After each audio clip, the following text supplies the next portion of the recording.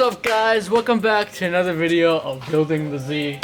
You guys already watched, probably. If you haven't, this motor is a new motor. The other one that we got, that we were supposed to replace, the blown up motor that first came with this thing, was gone too. So 2 blown motors, which is great. So that's the one right here. So what we're gonna do today is hopefully get this thing in. So I got the parts from last episode that I was talking about the ARP bolts that you put on your flywheel. You're gonna get the rear main seal that we're gonna put on today. I got the bottom piece of the actual rear main, which is just a little rubber seal, and you're gonna need some Loctite, just a little bit, blue, don't use red. So today, hopefully we get everything together, goes smooth, and we just put it right in. And this car might actually look like a car for once. Yeah, we're gonna do the clutch for once again, but hopefully second time is a champ, right?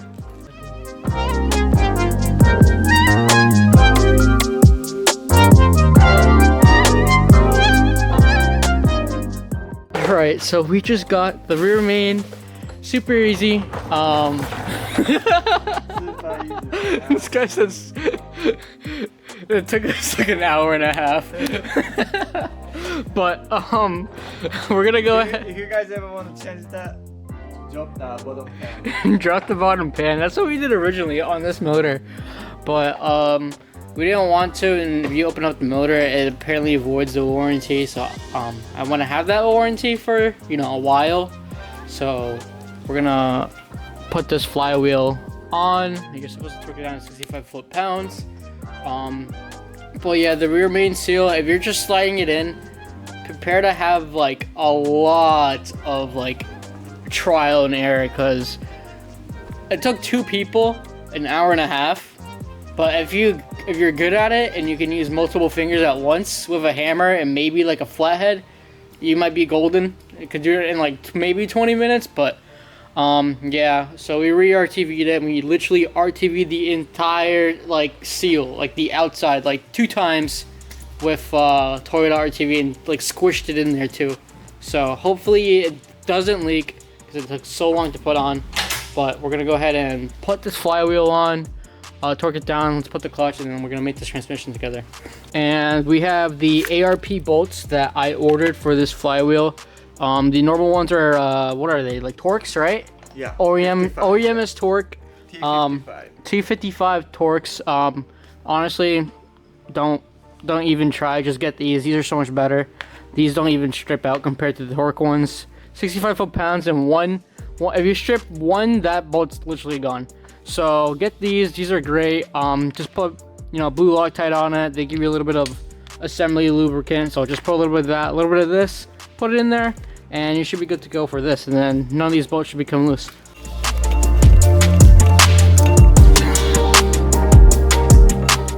Alright, flywheel's on, torque to spec, 65 foot-pounds. Now we're going to do the actual pressure plate. This is, you're going to do 11 first, 11 foot-pounds on each one. Then you're going to do 29. And after that, this should be good to go. And then you should be good to pair this up with your transmission. So this is where we got to the last point when we put this motor on, and then these weren't paired together, and that's when we found out that it was seized. We clearly show that this thing moved and cycled twice. So this is good to go. I mean, this is the JDM motor. This is proven to have compression, pass the leak down test, so this should be good. This is where we screwed up last time. Well, that's what. Well, we didn't screw up. We just found out that this thing was broken. Yeah, so, hopefully this goes in good. I think this transmission should be in neutral. Yeah. Okay. So we're good to go. So let's pair this thing up. Hopefully it goes good. We gotta find the bolts for like the second time now for this stupid thing. Ready to go. Oh, ready to go. This guy's ready to put this in now. Yes, sir. All right. All right. Finally got this thing put together. Only took us a good 4 hours to do that. We're terrible. You're saying it's my fault. Honestly, it kind of is, because I really just like put 3 bolts in and I walk away. When I work in other people's cars, I work pretty fast. So when I work in my own car, I work so slow. But but we just put this on. So, just a lot of wiggling and then trying to match everything up together. But after a while, just went in like nothing. So now what we're gonna go do is lower the car down, put this thing in it, which is probably gonna be another fight, because you know, just doing anything automotive related, basically you gotta fight with everything, even if it's just like a little cable. So hopefully this is gonna be easy. So it'll probably just have to fight the transmission a little bit just to get into like where it's supposed to be, but so far doing pretty good. We just gotta match everything up and then connect all the cables as we put everything in, and we have to take out this drive line over here. That's somewhere, I think it's disconnected maybe actually, but it kind of gets in the way. But the actual steering rack a little bit too gets in the way, so just be aware of that if you're doing a VQ swap.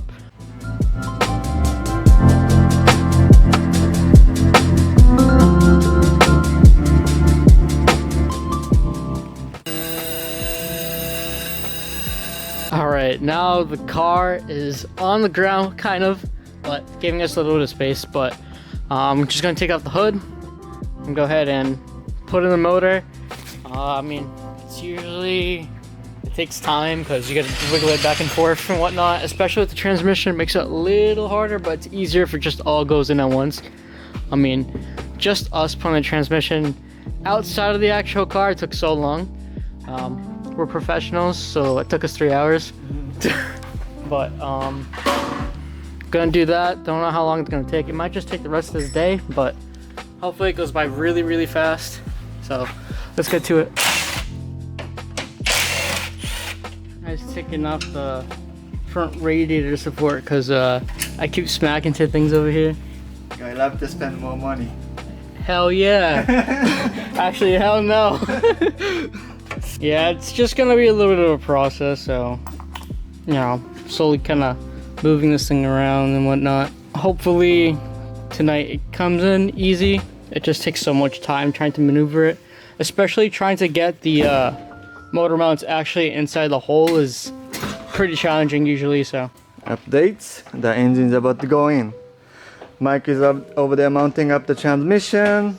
Because of, thank God to this lift and nice light, we got this engine in like pretty quick. So did you just say the word that he wasn't supposed to say? Pretty quick. So we're gonna bolt this thing up and then hopefully we're gonna start it up soon. Alright, so we officially retired our cherry picker. Damn, we folded up nice. The transmission jack is retired too, as you can see. Seatbelt retired. I put it on myself, I lifted it in my hand. Yeah, guys, But strong. This is crazy. Like, we haven't seen this motor in this car for a long time. I mean, it's not the same motor, but you get what I mean.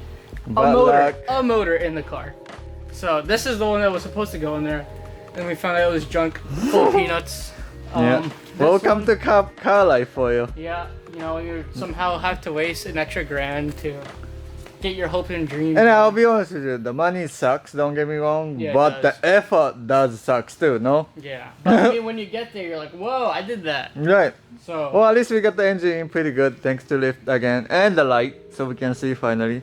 billion times easier to lift. So we can finally button all that thing up, little thing, you know? Yep. All the hoses and literally ready to go. So Yep. let's get it. So we're gonna get this thing up some more. I stripped some bolts in the bottom just cause I love to do That's that. Mike life, you know? that's Michael's life. So we're gonna get it up. We're gonna do that. Gonna put the transmission bolts back in and put the engine mount bolts in, and we should be good to go.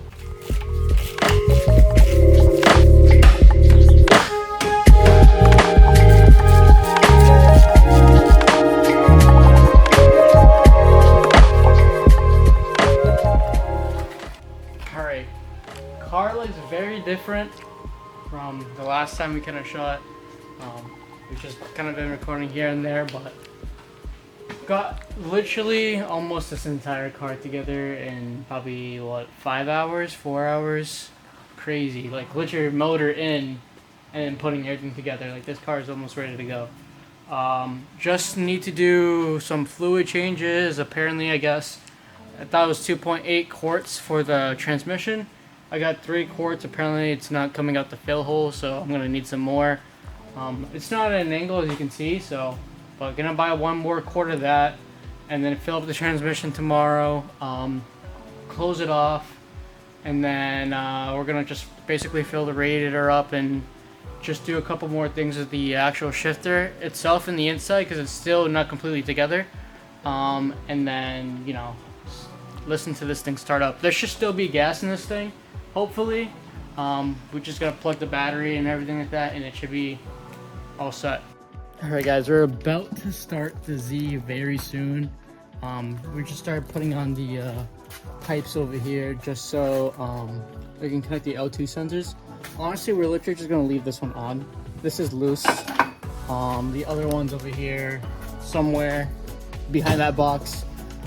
Honestly, just want to see if it starts at this point. I mean, it's gonna give us a check engine light because of this one sensor, but we're gonna, you know, lower the car, see if there's any other plugs that are unplugged.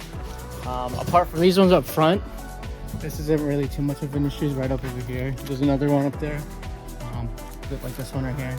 But apart from that, those go to the lights. If you want the gaskets for these, I recommend going to a Nissan dealer and picking one of these up. They're actually really good quality. Like, it looks really good. Looks way better than the ones that you would get at AutoZone. So I'm gonna lower this down, get this thing ready to go, get it started, and see if the extra $1,500 wasting on a JDM motor is worth it. Maybe it will sound different, who knows?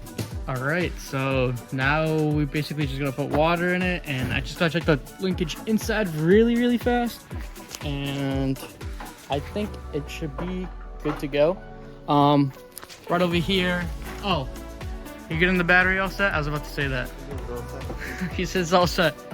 So we got power. So got a trustable Coca-Cola water bottle over here. Put our water in the radiator. So let's go ahead and do that. All right, guys. It's a moment of truth. Will it start? We got power. Gauges are working. Let's see if it starts up. Ready? Should be primed. Got it.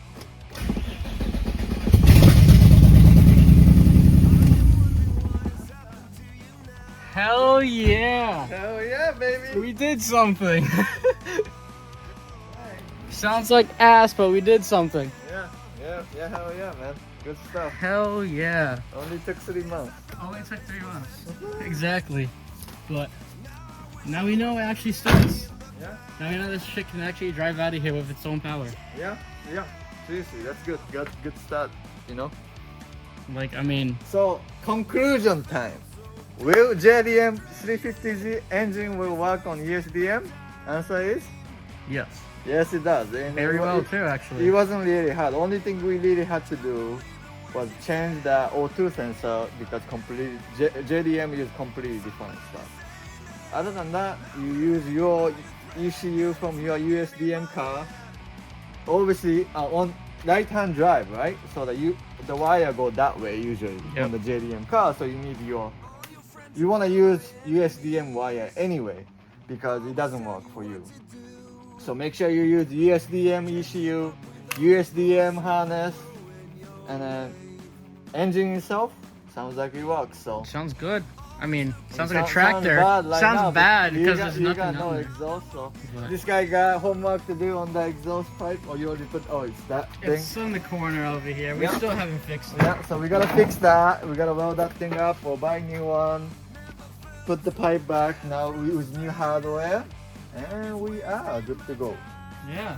And then this thing can drive down the street maybe. I mean, radiator's coming in too because I don't know if you mentioned it, but the radiator and the radiator fan's broken. Yeah.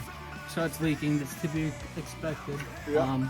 But yeah, I just wanted to put so you start and it sounds like bad. So it sounds like shit, but it's okay. Yeah. So we don't want to keep it running, but test is good. The engine starts.